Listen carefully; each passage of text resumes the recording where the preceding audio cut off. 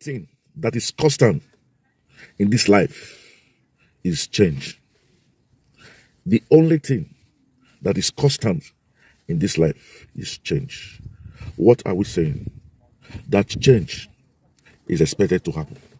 That things will always change. Things will always progress. Sometimes we'll call it evolution. Sometimes it's the turning around to a new dimension. And that is why we are saying it is time that the political setup in Nigeria changes. It is time that the politicians realize that their own time of telling us lies is over. That Nigerians now are eager for change, are eager to have good governance, are eager for good people to go into politics. And that is why we are shouting that opportunity is just around the corner come September 12th, where the Edolites, the Edo people, will be able to elect a man that has stand for change, a man that stood for progress, a man that is a Democrat. He is no other person than our guy, Olumide Osaigbovo Akpata. He is the man of the people, and he is the man for the people. Why did we say he is the best among all the candidates contesting? First of all, APC is a party in addition to his twins brother, PDP. Both of them have dragged us to our knees. Both of these two parties have dragged Nigerians to a breathless situation. These two parties have dragged Edo State to its knee. These two parties have dragged us that we are now shouting we cannot breathe. It is true, Edo State used to be a PDP state, but the recent development has shown that the Edo people are yearning for change. They are yearning for progress. They are yearning for good governance. And we believe that Obaseki has failed Edolites. Obaseki has failed Edolites. I want to quickly recap 10 things where Obaseki has failed completely. First of all, as we are talking now, there is Chris Osa. He went to the Esa land, precisely where Asue lghodalo came from. If it's on social network, I will have put the video here, but I just don't want to, because it's not a news for any TV that Esa land has no lights. For the past 4 years, we've been singing it. So it's not a news that Obaseki could not put lights in Esa land. That Asue lghodalo that have been with Obaseki right from the very beginning. It was with Oshomole, he said so. Asue lghodalo, Obaseki was with Oshomole. So Asue lghodalo has been in the political framework of Edo State for more than 12 years. And he could not do nothing about his own village. Anyway, we're talking about the sins of Obaseki. Number one, Obaseki, as the governor, as the number one citizen, all the blame of the state lies in his table, because he is the number one citizen. He's the man that have been elected to be the overhead, the head of the state, to be number one citizen of the state. So every blame goes to him. He fucked up. He could not give the Esan people lights. Number two, he has intercepted. He has played. He has maneuvered. He has done a great thing to have upset the custom, tradition of the Edo people. How? By interfering in the artifice of a thing, struggling it with the palace. In addition to this, he has used certain chiefs to begin to fight against the palace, which of course we can analogically say, if any man comes out and use the local government chairman to fight against the governor, I, for one, will be the first person to say it is wrong. Same way, anybody using chiefs to fight against our traditional institution that is the head, I will also come out and say, you have wronged. So Obaseki, number 2, was wrong to have used the institution for his own personal aggrandizement. Number 3, he did very bad with APC. He had a fight with them. And what did APC do? They throw him out. And PDP pick him up. Instead of acknowledging what PDP did for him, at the end of the day, it was Obaseki that divided the PDP into 2. It was Obaseki's mouth that I, for one, had that there's a new PDP and there's an old PDP. So he also scattered PDP. We'll talk about the gele seaports that he promised. These are promises unkept. The question is it not better you just don't promise than promise and fail? We'll talk about the civil servant. This is a man who have used MOU to govern the state. He has used consultant to govern the state. Where is that touch with the people? Where is that touch with the people? None. You remember, we define democracy as 3 people, as a definition with 3 persons. He also went against the legislation. He also went against the judiciary. He even went against the executive. We'll see a situation where he has boasted that he was going to raise the internal revenue to 70 billion. 70 billion naira. Raising the internal revenue means what? Increasing the tax for Edolites. One would have said, okay, he has increased the tax because he wants to give us infrastructure. At the end of the day, no infrastructures. The roads are bad. There was a video that was also trending. We don't want to put it here because we'll send it over and over again. About the tanker in Benin Auchi Road that got swallowed completely by pothole. That we cannot even call that pothole. That will be more likely to call a river hole in Benin Auchi Road. And when we talk, they will tell us it's a federal road. And that is why we want to quickly talk about Alex Otti. Alex Otti did the road that was going to Port Harcourt. That is a federal road. What we expect from Obaseki is, when you have a federal road, nobody is asking you to go and do all the federal road.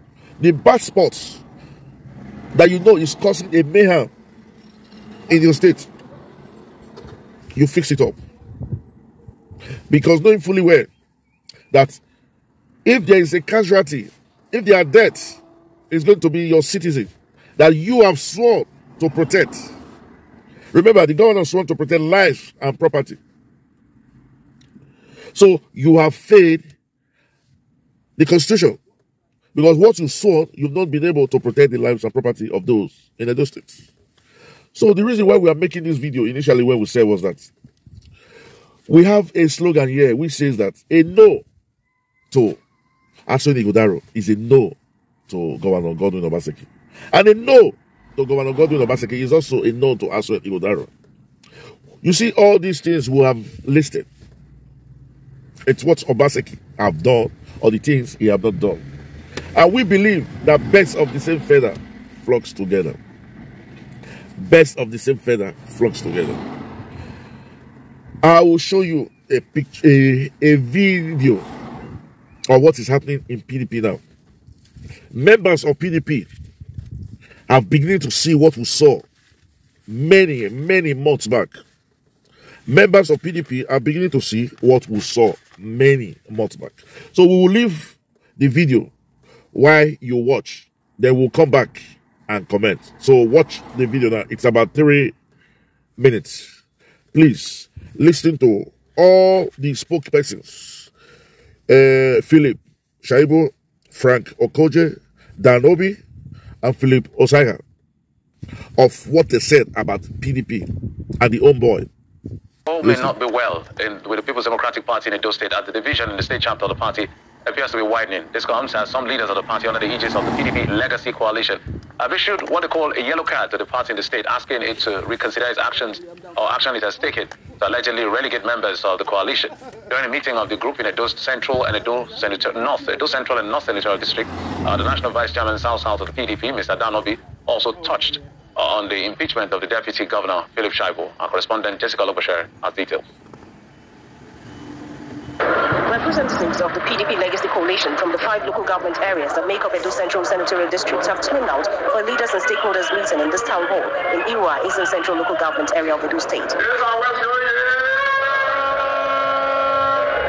Aside from leaders from the area, including the former governorship aspirant Felix Ahadu, a former House of Representatives member Morigi Wedeyama, the National Vice Chairman South of the PDP Dan Obi, and recently impeached Deputy Governor Philip Shaibu are also here for the meeting. Power to the people. Critical issues bordering on the forthcoming governorship election and the coalition stance are highlighted. People that have no idea of how party politics and government formed by political parties should be managed have attacked the PDP and its own in Edo State. Governor Obaseki told us that don't be Lagos. If we don't go to Lagos to go and bring a candidate for us, the promises we made to Edo people until I see concrete steps in government part to fulfill them, I will not be able to face anybody to say vote PDP at the next election. Mr. Habo is also firm on his position concerning the PDP Governorship Election Campaign Council. That I saw my name as a member of the campaign council, Governorship Campaign Council of Edo State.